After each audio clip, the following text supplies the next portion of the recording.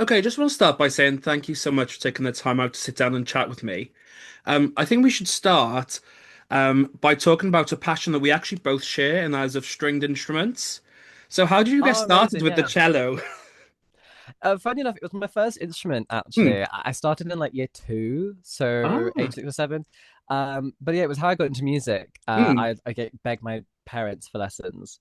It was just like available in my school, and it Hmm. kind of spiraled from there with like piano and singing and eventually writing and stuff. Hmm. Oh, I started around the same time with violin, but even violin is a bit of an odd instrument that isn't as popular, and cello even more so. So, what drew you Yeah. to the cello of all the instruments that were on offer? I mean, honestly, I was so young. I'm pretty sure it was just that everyone was choosing the violin, and I wanted to be different. And so I just picked the one that it was just like one or two options, and then ever since then, I've just loved it even more. I mean, Hmm. I might be a little bit biased, but genuinely speaking, I think the cello is such an elite string instrument. I mean, it's so versatile and just Yes, totally. beautiful. Totally. And so I know you mentioned there that was the start of your love of music, but how did Yeah. you transition from cello to then producing and making your own music? Well, it was around the start of secondary school that I started to kind of go off of the set pieces a little bit and kind Hmm. of make my own things and get distracted. And I was lucky that my teachers encouraged it out of me Hmm. instead of shutting it down. And I ended up learning more and more and more just on my own experimentation Hmm. until eventually we started learning how to use computers to do it. And when I wanted to make pop music and record stuff, that's when I had to figure out producing. But I didn't really know what I was doing until I joined the Royal Welsh. Wow. Not at all. Like really, it's all just experimentation and just like I don't know. I mean, if I listen back to my old stuff now, I do cringe. But you gotta get through it. You gotta get through Totally. those moments. Totally. And I suppose being a musician and playing an instrument is the same sort of journey of at first. Yeah. My family have this story of me coming home with a violin and it being squeaky and, not sounding right. But then No, it doesn't go for a from there. while. It's a journey, but you have to go through that because if you Mhm. don't, you'll never get better. Totally. So you mentioned then wanting to go into pop music. Was that always part of the plan? I not especially. I mean, like everyone, I've always listened to it, Hmm. and I think what attracted me to making it at first was that people liked it. I was a bit of a people pleaser, and Hmm. still am a little bit, but making pop music was a really great way for me to make music people loved. I mean, the Hmm. goal was never really to be an artist per se; it was to be a producer, Okay. and proving that I can do what people want Hmm. was just a smart move Yeah, at totally. first, but it actually became a lot of fun to make pop music. As simple as it is, it's just fun and catchy and lighthearted and so unserious. Hmm. There's just no rules. And I think I grew to like that because you can really bend and break the norms Totally. um, with a lot of ease. Yeah, fantastic. So going from the sort of ideas of cello, and an Mm. almost total contrast then to working with the iconic Paris Grande's song. I wouldn't Yeah. normally put those two things together, but how did you get involved with that track? Well, I've done commissions Hmm. for a while now. I've done, plenty of over the internet and online of just making like backing tracks for people or transcribing or whatever, just to like make a bit of money in music. Hmm. And I've always, DMs are open always. But she messaged me because I've met her like maybe twice in Hmm. Cardiff, on a night out, and she wanted to start making music Hmm. to kind of take her drag down that path. Oh, yeah. And just I was in the area and had very competitive rates and stuff, and we just wanted to work together. We had a little meeting at Starbucks and just like chatted about what we wanted for the track and that kind of thing, and just start with the one, and it was spiral just in more and more bigger thing from there. Hmm. Oh, I'm no stranger to dance music, but I have never even released an explicit song, and wow. a very the difference in genres actually ended up being such a strength. Yeah, totally. Just like bounce those ideas back and forth. Hmm. So what does sort of for those sort of commission when you've been working on a song, like Yeah. obviously like Paris's song, what does that sort of song building process look like to you? Do they come with all the ideas and you go, I can make that better? Do you work together? How does that? I mean, it's different every time. Some people will come with a really, really, really clear idea of what they want. They'll have lyrics, some of them have chords, or even structures or whatever. album artwork, and what they just need is someone to fill out the track and the Hmm. recording and just spiral ideas back and forth to make it really pro. And some people will come with nothing at all and just like a vibe or maybe one or two lyric ideas, Mm. and they're just like, oh, I love this artist and this song, but I don't really know what I'm doing. And I don't really mind whatever it is. It's just a lot Okay. of fun to make music with someone, trying Mm. to create what they want as opposed to whatever I aesthetically listen to. Yeah, totally. And so I saw a video of you during the recording session with Paris. You were Yeah. sort of tutoring and coaching her on Hmm. sort of the length of notes and things like that. So Yeah. what is it like doing that then, coaching someone sort of live in person as the recording's going on? It's a lot of fun. I've done a lot of like live, vocal directing and stuff with the uni, and I used to do an a cappella group in high school, Wow. and I wrote parts for those and like kind of led the group in that, which was a lot of fun. Hmm. And in the studio, it's sort of a similar thing. I'm listening to what we're singing, what we're saying, and trying to preempt what it's going to sound like later, Hmm. and direct to make those choices to make the vocals as strong as possible. Hmm. Whether we need to pronounce the words a little bit more, or sing another harmony, or just do things in small sections so that they're Hmm. really tidy. Whatever it is, I think will benefit the editing later. I always try and give my input, Mm. but at the end of the day, on a commission, it's down to the performer. Yeah, Whatever they totally. want goes. And obviously, while it is their idea, you are the professional in that sort of music production Yeah, just as zone. a voice of Mm. of um, my own opinion into what might sound best or what might Mm. feel most comfortable for what we're going for. And really lovely of Paris. She was very, very honest about how grateful she was for that. Mm. She was very, very new to music, and she's doing lots more of it now, which is amazing. And it was really fun being able to direct someone who was so open Hmm. to suggestion and direction. Oh, Uh, totally. Mm. Working together was Fantastic. great. Mm. And obviously, you mentioned then you've not released an explicit song like that before. What No, has the feedback been like after you released that song? it's actually brilliant. A lot of my friends loved it, and my dad was commenting on all the posts, and Paris couldn't believe it because she was just like dying laughing. But he's so supportive and lovely, and Mm. he loved the sound. Well, he loves dance music.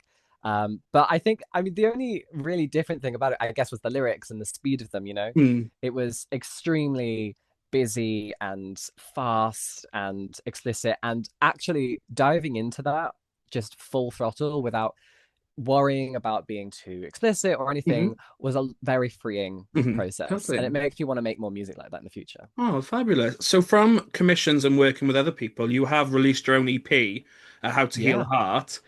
So where did that idea come from? it's actually a really, really old one. I had the ideas on the piano when I was in school, even, Mm. and the whole thing is based around my experience of heartbreak with Hmm. someone I had spoken to before uni. And I tried to make it in first year, but I never really found the proper time or had the skills yet to do it justice. But it was around last year. I just released With You, and it was in the right window to release something bigger. So I just crammed for 3 weeks and finally got it out. And I'm so happy it's out there. Mm. And is it different than producing your own music to collaborating with other artists? What is the sort of creation of the product like? Do you know what? It's such a different process. Hmm. I think when you're on your own, it can be easy to think that you're going faster or Hmm. that you make more progress because I don't have to book sessions with myself because I'm always Yes. available when I'm available, Yeah. and I can do everything so quickly. But you do end up being a lot more picky and distracted. When Mm. you've got someone else in the room and you're bouncing ideas back and forth, it can feel slower, but in the end, you do make decisions quicker. Hmm. And it's so much more rewarding to have this creation that you've both worked so hard on. Mm. Totally. Sort of the product is a greater than the sum of its Yeah. parts kind of thing. It's Mm. it's such a rewarding process to make music with other people compared to Mm. yourself. So having a listen to the EP, one of my favorite songs was Get You Back. So where did that Oh, come thank from and what you. was the inspiration for that song?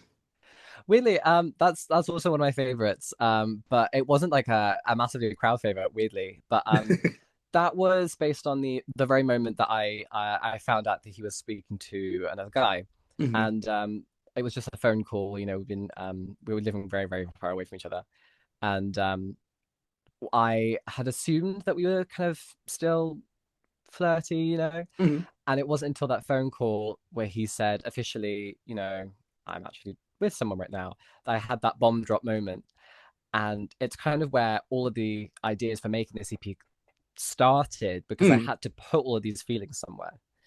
And that phone call was such a character building moment for Mm. me, just in my own See. life. I wanted to make sure a whole track was focused on that. I Mm. mean, for like 1 minute of my life, but it was an important song for me to make because I felt like it Mm. was a real turning point for the EP being a thing. Yeah, and obviously you mentioned that phone call, and obviously Get You Back starts with the sort of voice note. Yeah, So how sort of accurate? I know it may not be word for word, but how accurate is it to what the actual phone call was like? as accurate as I can do. I don't have to write down the phone call, No, but it but was to my memory. There's as many words in there as possible that are word for word. yeah. I worked with a really good friend of mine to create that voice note, and he's an actor in the college, Okay. and uh, I had him over, and he just had the right kind of voice type for what I Mm. wanted to go for. Um, and yeah, he came over. I explained the whole situation, broke it all down, which is really lovely. Yeah.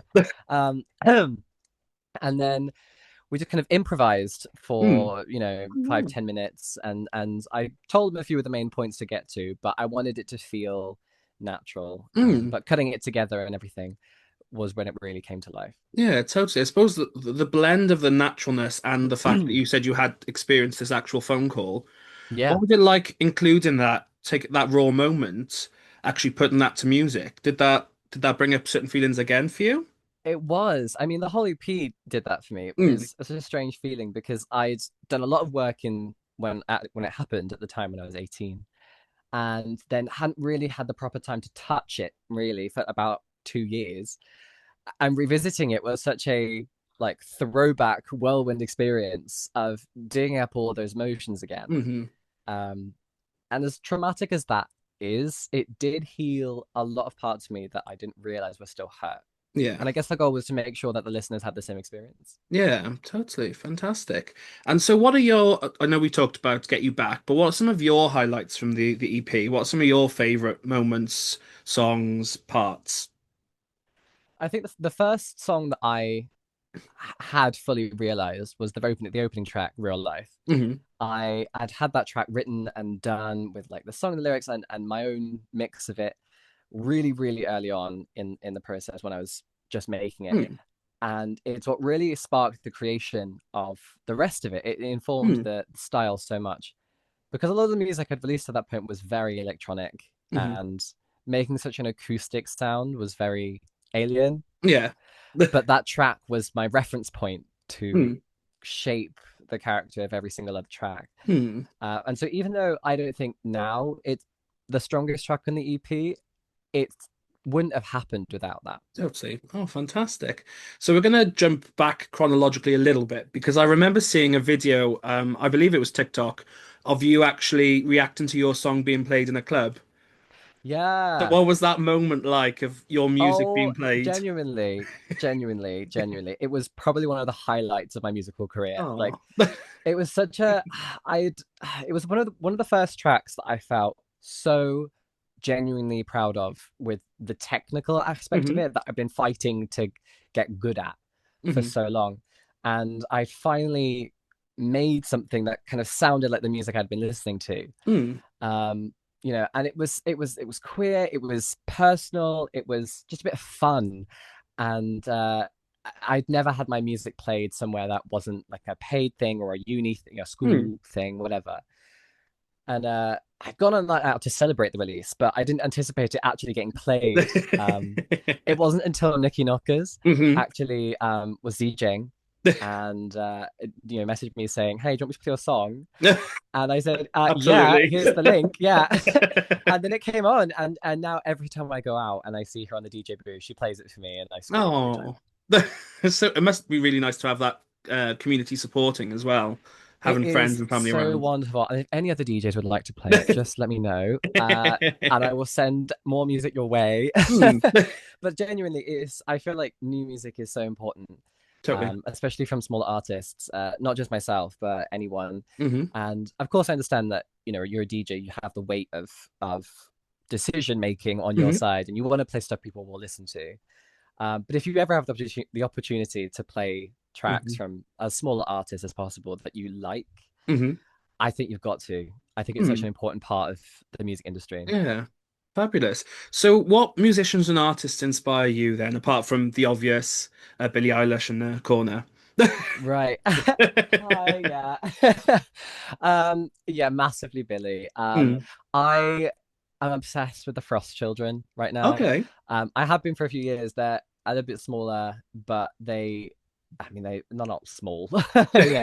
They are such incredible sound, the duo. Hmm. And I think they are such a fresh Hmm. taste of what electronic pop music can be. They've recently dropped their big album Sisters, and their Nice. collab track with Kim Petras Wow. is so good. It's called Radio, and it's so good. And yeah, but that kind of electronic sound is what's really inspiring me right Hmm. now. Okay. Acoustically, I love artists like Eloise, Troye Sivan, Hmm. uh, but a lot of what I listen to is Gaga, Grande, The classics. Adele. Yeah, it's very normal. My niche stuff is more very select tracks from different Yeah. artists in the sort of hyperpop scene. Yeah. Um, Fantastic. but yeah, Amazing. So we are coming to the end of my questions, but I have a couple more. So what's yeah. next for you? Where can we expect you in the future? Over the next like Yeah, weeks, yeah, yeah. or well, I have a new song coming out Friday. Nice. It's called I'll Stay, Hmm. and yeah, it's just very autumnal, cozy, chill, and very excited to release that. Got much more music coming. I'm Nice. in my final year of uni now, so I'm really focused on Hard work. finishing my Yes. projects and things. But of course, I have engineered it to be very public and not private at all. So I'm very excited for some of those projects. A lot more live Hmm. things Oh, amazing. and uh, much more Mm, uh, quantity of music, and I'm very excited to show fabulous. people. Oh, You know, fabulous. Amazing. So I know you hinted at it then, but where do you see yourself in the big future, in 5, 10 years? Where would you like to oof. be? How would you like to be seen? It's so strange coming to the end of uni because you really don't know where you're going, Hmm. especially in the arts. It's so who you know, not what you know. Yes. And my goal right now is just trying to get my name as out there as possible and meet as many people as possible. Oh. But I'm hoping that I can continue working on commissions and I Hmm. continue staying in Cardiff and going wherever work takes me, making music for people, ghostwriting, ghost producing, and I hopefully get my name on a few big projects. Oh, fantastic. So where can people stay up to date with you with all these fantastic projects coming up? Where can people find you, stay up to date? I'm most active on Instagram, Hmm. but you can find me pretty much everywhere: TikTok, Facebook, YouTube, you name it. Hmm. Max Fowler Music. I'll put the links in the comments below so people can scroll down and click away. Thank you, It's all thank you. right. But my final question is, what advice do you have for young people looking to get into the industry you're in? Oh, big one. Um, I would say don't. Comparison Hmm. is the thief of joy. Hmm. Everybody is on their own journey, and everybody's music is different. It really is comparing apples and oranges. Hmm. Do you make what makes you passionate about music? Certainly. And whatever your reason for going into this field, if you love it and you love it with all of your body, your soul, your whole life, you will make it. Oh, fantastic. So I started by saying I'll end the same way. Thank you so much for taking the time to sit down and chat with me. As I said, I'll put the links in the comments below so people can scroll down, click away, and give a listen and a follow to you. But thank you so much, and I can't wait to see where the future takes you. Thank you so much. And thank you for having me. This has been such an honor. I've been so excited to do this, genuinely. As soon as we booked it in, I was so excited to be part of this. And yeah, hopefully I'll see you around. See you in a bit.